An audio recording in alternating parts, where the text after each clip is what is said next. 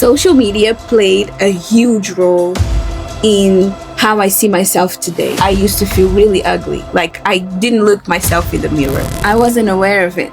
I was made aware of it. Because I grew up in Portugal, I learned how to speak in Portugal. So basically, I saw myself as a Portuguese, right? But a mixture of Portugal and São Toméan as well. Kids used to ask a lot. I was a really quiet, shy little girl. So like skin tones, hair texture, because her hair was curly, like defined curls, and mine is just like that. So people were like, "Oh, you're not as beautiful as she is." I was called ugly so many times when I was younger. I really thought I was an ugly girl. Kids were tough, like We're mean. were mean. It was just like, you exist, but then at the same time, You don't exist? you don't exist because you're not anywhere.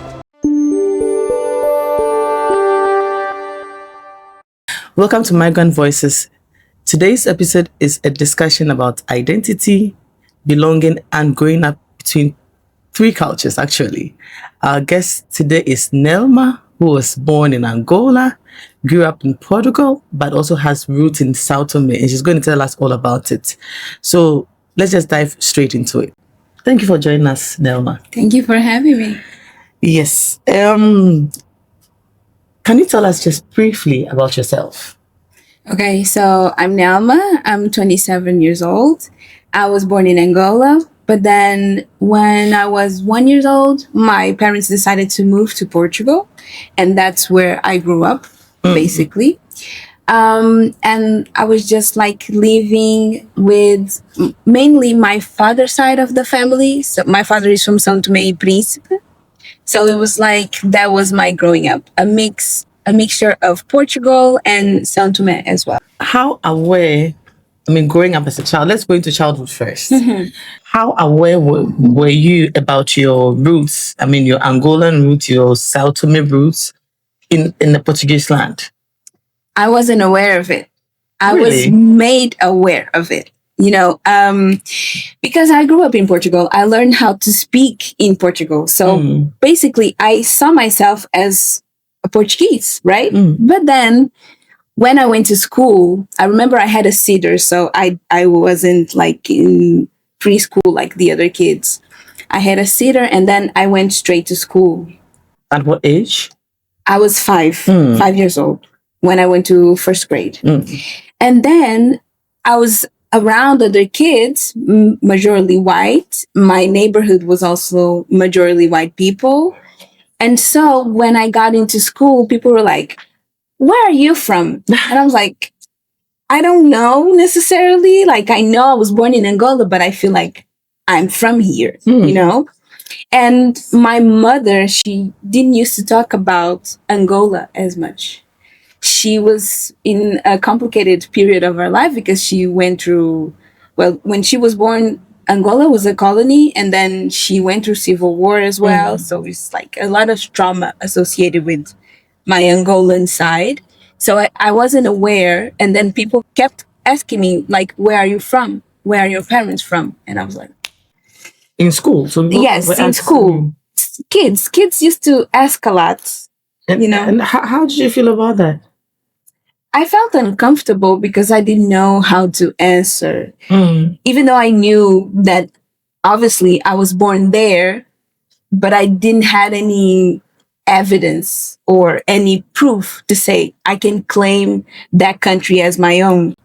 And in Portugal, I also didn't feel like I could claim that country as well. So it was really hard. Yeah. And was it hard making friends because of that? Yes, but mainly because of my personality. I was a really quiet, shy little girl. So I didn't used to speak with other kids. And then I found one friend. She was the one that basically took me around to meet other people. And she was also a black girl. But she was lighter than me. So that also was like a difficult period because then it was a lot of comparisons in between us and what What we were you were. comparing? Basically, like skin tones, Mm. hair texture, because her hair was curly, like defined curls, and mine is just like that. So people were like, "Oh, you're not as beautiful as she is." You know, it was like I was called ugly so many times when I was younger. They called you ugly? Yes. I even had like a person that worked in the school that one day she was like, every time me and my friends, we would go together to the lunch break, right? And we organize ourselves like we wanted to. But one day she just decided, I want to sit you guys different today. And she was like, first, I'm going to let in the beautiful girls. And all my white friends went to that table, all of them. And then I was last because I was distracted talking to my other friend. And then my lighter skinned friend, she also went to that table. And then it was my turn. And she was like, well, you are not going to sit on that table because you're not like beautiful like your colleagues. You're going to sit on the other table. A teacher? It was like she worked in a cafeteria. She wasn't a teacher. Yeah.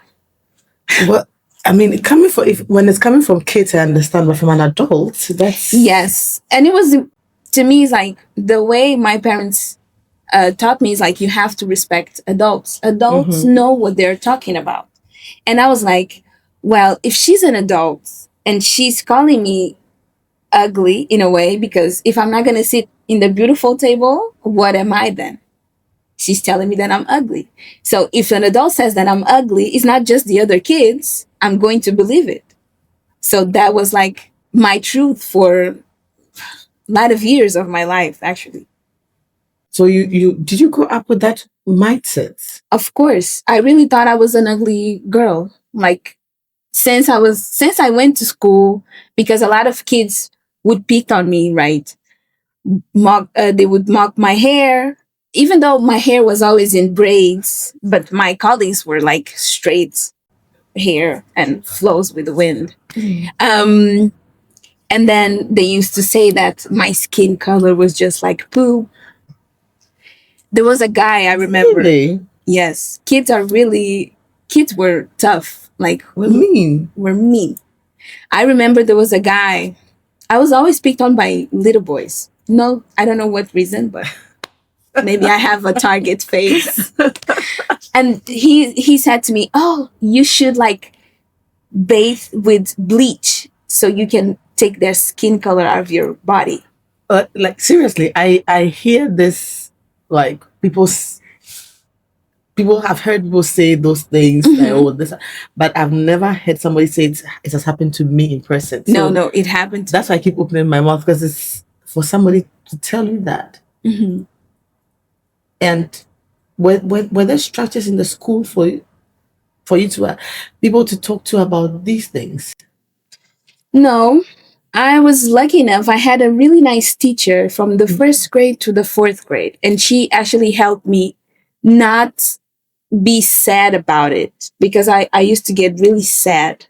And I remember there was one day that I just didn't want to go to school. And I said, "Mom, I don't want to go. Like, I don't want to go to school." And she was like, "But you have to go. You have to go. Like, there's not an option. You have to go to school. Like, I have to go to work, so you have to go to school." And she never understood it, why I didn't want to go to school. Because school breaks, that was when everything was just complicated. I can imagine. Because I could handle my colleagues. We were all friends, right? We were in the same class. Everything was fine. But the other kids, those were the ones that I was like, I don't want to go. What do you think would have been done different for you in that time? Maybe in your home, was there anything that could have been done differently? For sure. But I also think that my parents, they were not prepared for the childhood that we were going to face, because they grew up in their countries, which is majority Black people. And we were growing up in a country that everyone was white. I had one or two colleagues that were also Black, right? So and in then your school, there were not too many Black people? None. It was just me, my sisters, and just a couple ones, but never like a lot of kids. My mom always wanted us to go to majority white schools because, in a way, she wanted us to blend in, right? Because we are already immigrants. Everyone already knows that. So she wanted us to speak the perfect Portuguese with the perfect Lisbon accent, not call too many attention because black people in Portugal, like they frame us like we are criminals or something, you know? So she didn't want us to be associated with that image. So she wanted us to be like, you have to be perfect. You have to like be aware that the world already sees you in a different way, right?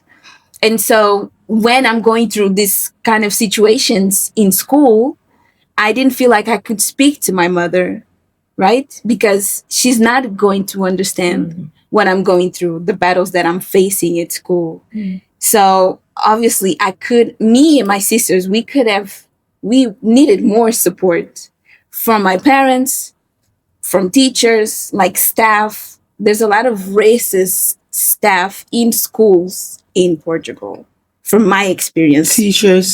Teachers, just cleaning ladies, sometimes the man that stays in the gates to control if the children go in or go out.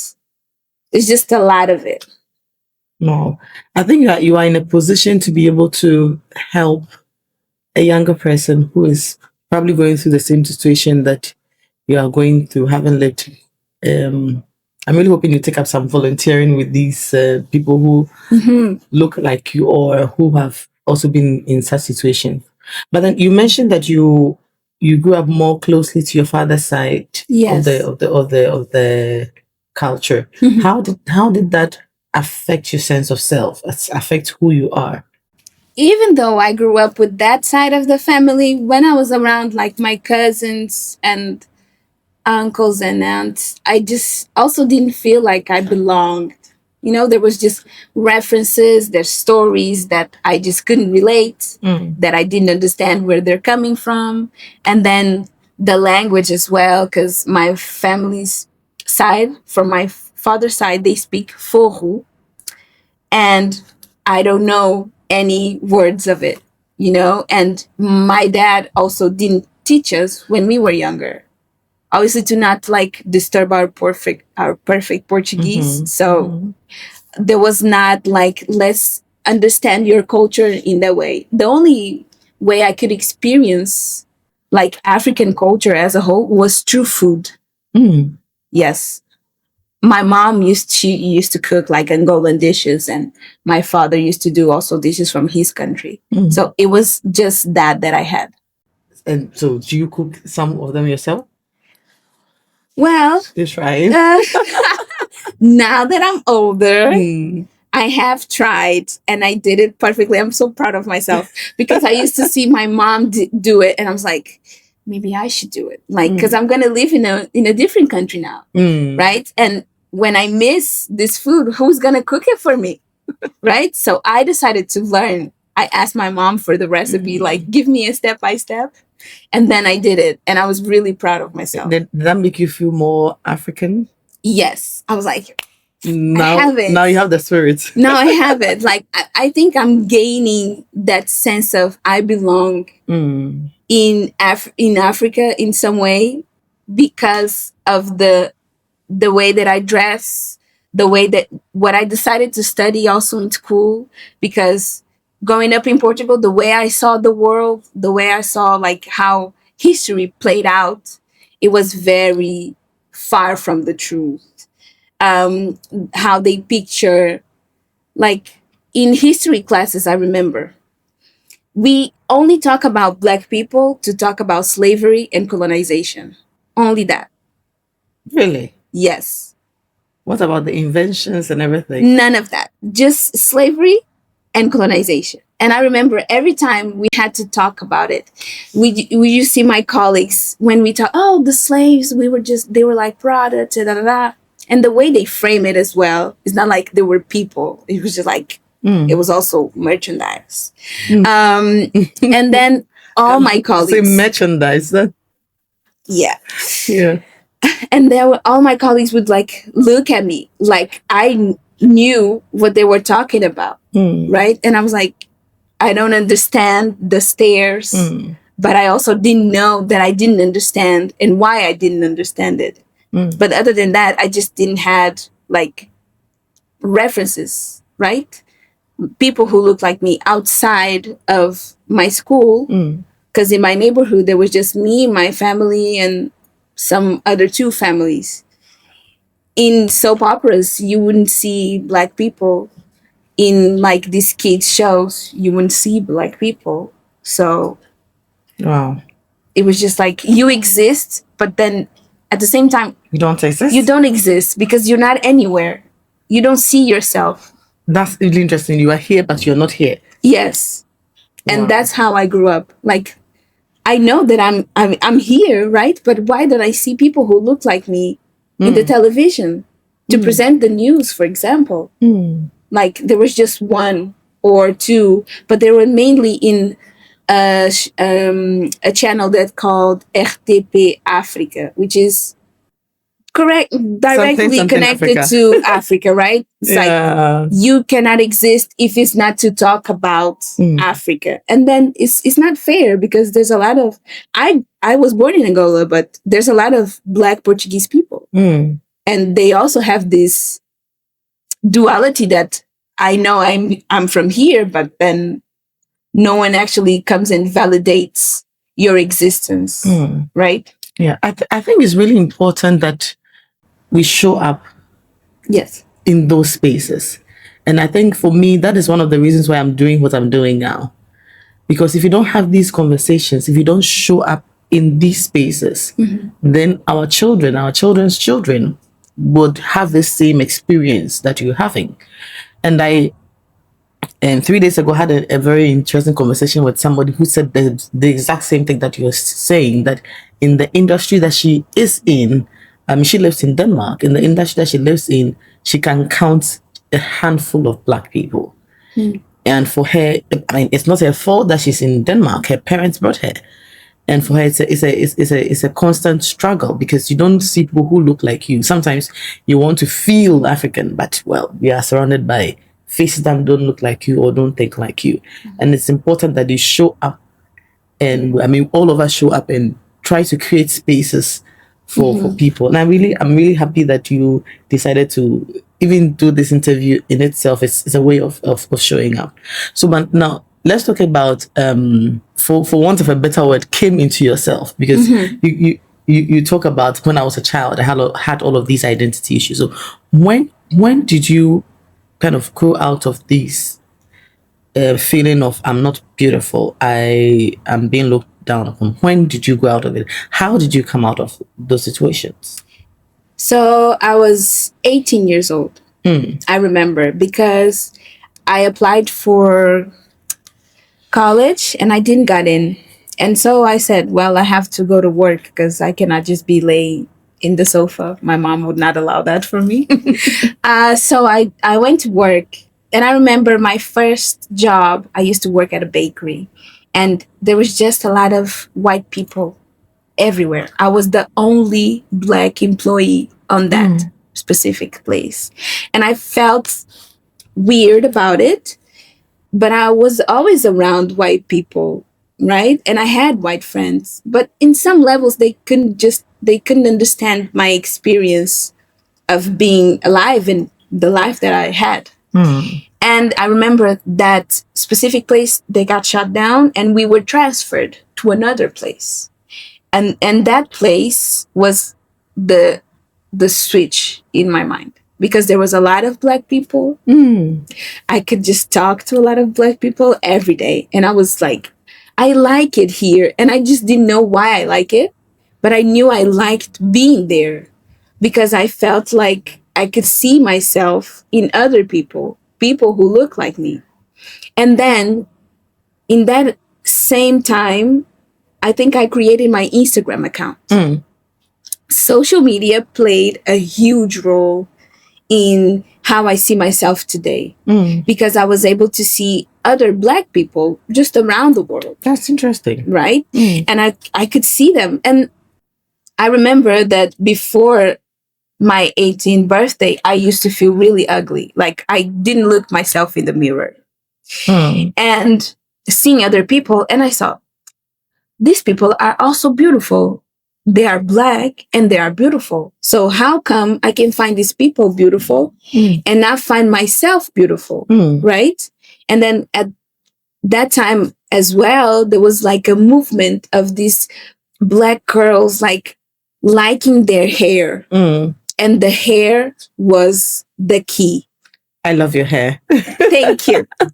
The hair was the key because everyone was like, because I used to braid my hair. I always braid my hair. But then it was a time that I decided to do with hair extensions because I wanted to flow like the wind. Because one day a colleague said, "Oh, your hair just doesn't flow like the wind." Yes. And I remember that I had braids because of that. Like I wanted also long hair so I could fit in. So my hair could flow as well. And I used braids to hide my hair. So it was like if I took them down, in the next day I had to get braided again. Like there was no break, right? And so these girls on Instagram, they were like, I'm gonna go with my hair like without braids for a month, right? And I was like, oh, I'm inspired. Should I do that too? I want to see how my hair looks like without this pressure, without anything. So I took my braids down and I stayed for like a whole year without getting a braid because I wanted to like my hair, how it grows out of my scalp. That's how I want to like it, right? And that was huge for me. So for you, hair kind of give you some sense of belonging. Yes. I belong, even though I wasn't like, I feel like I belong in the Portuguese community. I feel like I'm with these other girls that are on Instagram that are also liking their hair. Because if you don't like your hair, how can you like yourself? And the hair was really important because people used to make fun of my hair for all sorts of reasons. And so if I like that, then I can like myself. And it was just like that. You know, it was that. Yeah, people don't talk about social media enough. What this kind of, should I say, revolution that happened to you.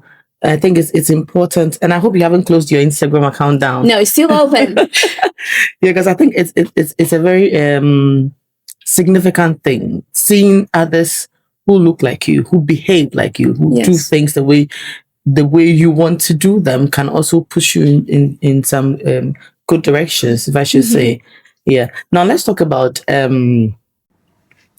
what you're studying. So I know you're studying African studies. I mean, yes, we are from the same, should I say, background. Yeah, we can say that. Yeah. And what made you want to now study African studies? I mean, was it a quest? I think, it's crazy because when I got in university, what I was doing was European studies. And then did you choose that? You wanted to do European studies? I wanted to do law, but then I got into European studies and I feel like I could do a different kind of law, but it's in the same context, I thought. And then I had a history class. And my teacher, she was like, oh, because these people, Africans, and how they come to Europe and they're just invading our country now, our continent now. And like, how come they are coming here? And I was in shock. And I left that class. I asked my Mom, like, do you feel like you invaded Portugal? Like, how do you feel about that connection? Because, Portugal was your colonizer, and do you think you invaded it? Like you don't belong here in a way, even though when you were born, your birth certificate said Província Ultramarina Portuguesa, which is like you're also from Portugal in a way because you're born in a colony. And she was like, no, I don't know what your teacher is saying, so it doesn't make sense to me. And I was like, I'm gonna drop out. I decided this is not the course for me. I cannot study European studies. I have been studying Europe all my life. Yeah. And I'm not European, right? Well, in some ways you are. I am, but I'm still not, right? And I was like, I saw African studies before I applied for European studies. I looked at it and I said, I'm not going to do it. I don't know. It wasn't the right time, I believe. And then when I got in, I dropped out. I did like a special get in process. And it was just one spot. And it was my spot. It was my spot. And I was so happy. I decided to do African studies because I needed to understand where I come from. I have no knowledge of Africa, of how it is to be an African. And even though I'm partly European, partly African, my African side was never explored. I never knew the history of it all, besides slave trade. By never explored, do you mean because you didn't visit Africa, or? I didn't. You never did? The first time I went to Africa, I went to Angola 3 years ago for the first time. In how many years? In 24 years? Yes. Wow. Yes. So that is also important, because not going to Africa, Africa was an idea in my mind. It wasn't real. How can I belong to a place that I never visited? Why didn't you visit? You never asked for it? I don't think I asked. I don't think my parents wanted us to go, because your parents didn't visit Africa? They did, but it was also not a lot as well. You know, growing up in another country, you have to focus on work, and to provide a better life for your children, so they don't go through the same things that you did. So that was my parents' focus. So when I went to Angola for the first time, I paid for my ticket, because I was like, it's time. We have to go. We have to go. Then how did that feel? I also felt like I didn't belong, because it's just like everyone's treating me like I'm not from there. Obviously, your accent is different. Yes, my accent is different. The way I behave myself, my beliefs, even, I would say, they're not as traditional as an Angolan woman should have and behave. So I also didn't feel like I belonged, but it was important for me to be there. It was really important. My mom thought I wasn't going to like it, because I'm the weird child. Like, from all of my sisters, I'm the weirdest. Like, I don't like a lot of things. But I was like, Mom, I needed to go. And now I'm going to go to São Toméan, because I also You haven't been to São Toméan before? No. It's tragic. I'm going this year. Yeah. I mean, people, you see, we don't talk so much about this doubleness. And I don't, for you, is it tripleness? But this this doubleness, it's very, very deep. And you say it can be tragic when you don't explore some other parts of you. And very soon, I'm sure you also want to have your own kids, and probably you would want to do things differently. For me, I mean, sometimes I feel guilty not taking my kids to Ghana as much as I mean, well, we are trying, but you know how expensive it is to buy plane tickets. That's why probably I didn't go. Yeah, but this double, it's important. And maybe I have to look in the camera and tell parents, please take your kids home. Take them home. I know it's expensive. Maybe do it in batches, or however it is that you can. Please take them home, because then they see people who, should I say, look more like them. And I've had these conversations with my daughter so many times that, and I remember, I mean, my daughter is only 7, but she says things that keeps me thinking. I remember her telling me that I think that when I go to Ghana, I will see more people who look more like me and behave more like, and that's a 7-year-old. I think she's around 5 or so when she told me this. So I think it's important that you're going to São Tomé to explore that aspect of yourself. But let's turn African studies, wrap up soon. Do you think, only because I'm also from African studies, do you think that there are some perspectives, there are some conversations that are still missing in terms of how Africa is approached in academia? do you think? I mean, this is the research brain talking. I think so. Because I came from Africa. I had already been in African studies before I came to study African studies in Denmark. So I came with my own prejudices and all of that. But you have not been there, and you are in some ways African. That is why I'm asking this question. Do you think there are some perspectives that are missing, or something that should be more focused on? I do think so. I feel like that's the problem of the academy is focused on what others within the academy are saying. It lacks of local knowledge. It lacks of context. And a lot of people ask me, why are you doing African studies in Europe, right? I've been asked that so many times. I know, but it wasn't my choice. I just couldn't do them in where I wanted to do. But still, I feel like, I mean, it's still a valid course, even though it's in Europe, because there is an attempt of having different conversations about Africa as a whole. So that the course does it. But I just feel like it still lacks of local substance, because I still don't have the best picture that I could have about Africa and Africans, right? So that's what I would say. Yeah. And what kinds of conversation do you hope that, I mean, moving away from African studies, what kinds of conversations, I mean, this is a start. What kinds of conversation do you think that Africans growing up in Europe, I mean, across the world, not just in Europe, but across the world, growing up in different cultures, what kind of conversations should they have more openly? Well, from the parent side is understanding that the way that your child is going to experience the world is different from yours. There has to be an acceptance as well, because our parents also expect a lot from us.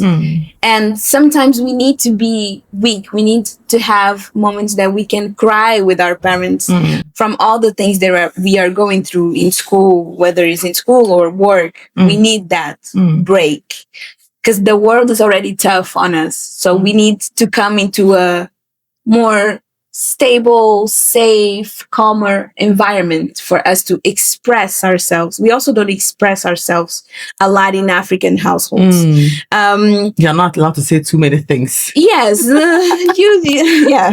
just say bare minimum. For like teachers, I would say that they need to go to school again, because the way that they are teaching history, for example, it is not how it actually played out, right? So closer to the truth, it will be better because for me, education played a big role in how I understood myself. And so if my history teacher could have told us about the trade, the African slave trade differently, then all my colleagues probably wouldn't look at me like, oh, you're clearly also an enslaved person. Exactly. So it needs to be more an inclusive education. They need to be more aware of the different dynamics that play into when we are all on break, because after the class, they can go and call you a slave because now you said it in the classroom. The teacher said it. Yes. So in a way, you are validating how they're expressing themselves.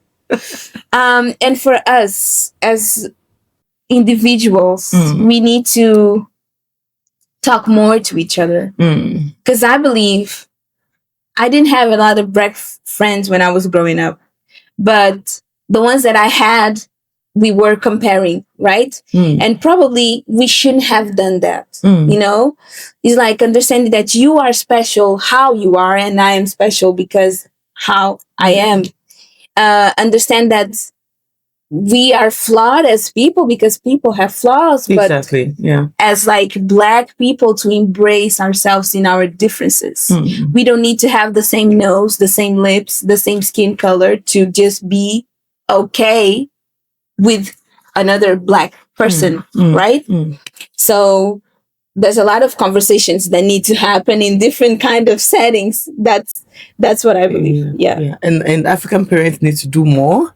I mean, well, I think Yes. that the new generation of parents are trying. I'm trying my best to have those kinds of conversations at home. So my very final question, which is a question everybody has to answer when they come here, what will you tell your younger self if you were to meet your younger self today? Oof. Wow. I will tell her to be brave. Because life is not gonna play out like she imagined. She's gonna have a lot of disappointments in people.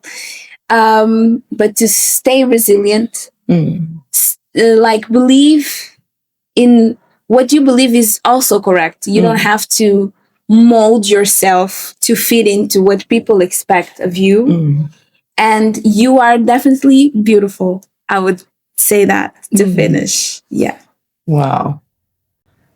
Thank you so much. It's been eye-opening. I'm hoping that some lessons have been learned from this, especially if you are growing up in between cultures.